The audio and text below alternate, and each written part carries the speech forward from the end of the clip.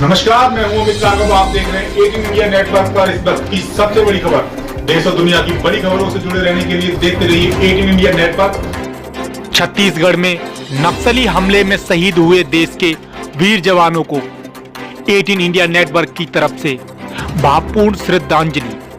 निभा के चले, कभी बुझने ना देना उस आग को, आग सीनों में हम जो लगा के चले। बता दें कि छत्तीसगढ़ के बीजापुर में कई वर्षों बाद इतना बड़ा हमला हुआ है। जोनागुड़ा की पहाड़ियों में सीआरपीएफ की कोबरा बटालियन, डीआरजी, एसटीएफ और बस्तरिया बटालियन के जवान नक्सलियों को घेरने पहुंचे थे। पहाड़ियों के किस हिस्से में नक्सली छिपे हो सकते हैं या वह पॉइंट जहां घात लगाकर हमला हो सकता है, इसकी खुफिया जानकारी में ऐसी सटीक सूचना का अभाव था। इसके उलट नक्सलियों को ऑपरेशन की जानकारी थी।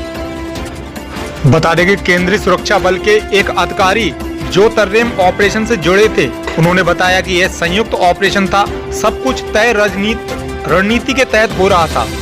सुरक्षा बलों की टीमें अलग अलग दिशाओं में निकली हुई थीं। जिस टीम पर हमला हुआ है उसमें लगभग 400 जवान थे।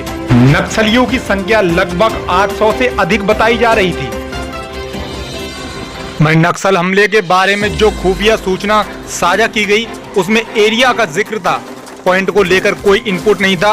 बड़े क्षेत्र में फैली पहाड़ियों में ये कैसे पता चलता कि फला पॉइंट पर नक्सली बैठा है। सुरक्षा बलों की जिस टीम पर नक्सलियों ने हमला किया बाकी टीमें वहां से काफी दूरी पर थीं। नतीजा करीब 4 घंटे तक मुठभेड़ चली।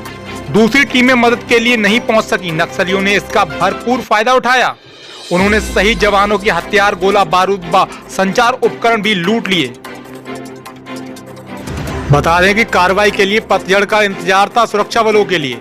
बता दें कि केंद्रीय गृह मंत्री ने गत दिनों सुरक्षा बलों की एक बैठक में कहा था कि नक्सली अपनी अंतिम लड़ाई लड़ रहे हैं। नक्सली हिंसा की घटनाओं में लगातार कमी हो रही है। केंद्रीय गृह मंत्रालय में LWE मामलों में वरिष्ठ सलाहकार और पूर्व IPS के विजय कुमार एवं दूसरे अधिकारी लंबे समय से इस ऑपरेशन की तैयारी में जुटे थे। वे केवल पतझड़ शुरू होने के इंतजार कर रहे थे। छत्तीसगढ़ में कई जगह पर ऐसे जंगल है जहां दिन में कुछ भी दिखाई नहीं देता। जब पेड़ों के पत्ते झड़ने लगते हैं तो सुरक्षा बल नक्सलियों के खिलाफ कार्रवाई करने के लिए ही। बता दें कि सुरक्षा बलों की खुद चाल ही उल्टी पड़ गई। बता दें कि केंद्रीय सुरक्षा बल के अधिकारी बताते हैं इस घटना में शामिल जवानों की खुफिया सूचना से कोई फायदा नहीं मिला। चूंकि सुरक्षा बलों की सभी टीमें अलग अलग चल रही थी, उनके बीच की दूरी काफी थी।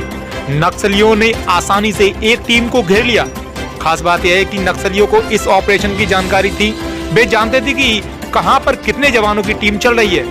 उन्हें यह भी मालूम था कि सुरक्षा बलों की टीमों के बीच कितना अंतराल है, यानी एक टीम पर हमला हो तो दूसरी टीम को पहुंचने में वहां कितना टाइम लगेगा।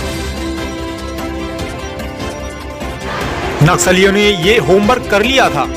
कई टीमें तो ऐसी थीं जिनके बीच 5 से 7 किलोमीटर की दूरी का फासला रहा।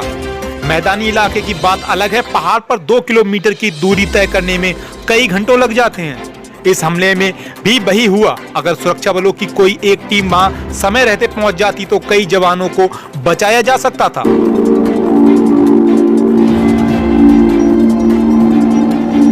इस पूरे हमले में जवानों के शवों के पास पड़े हथियार, गोला बारूद और संचार उपकरण नक्सलियों के हाथ नहीं लगते। क्योंकि हमले के बाद दूसरी टीम उस पॉइंट तक नहीं पहुंच सकी, इसलिए नक्सलियों ने सुरक्षा बलों के हथियार, जिनमें AK-47 जैसी स्वचालित राइफल शामिल हैं, उन्हें लूट ले गए। जिस जगह पर जवानों के शव बरामद हुए थे वहां उनके शरीर के अलावा कुछ भी नहीं बचा था। बता दें कि छत्तीसगढ़ में नक्सलियों के बीच हुई फायरिंग में कई जवान हुए शहीद। खुश रहो अहले वतन, हम अपना फर्ज निभा के चले, कभी बुझने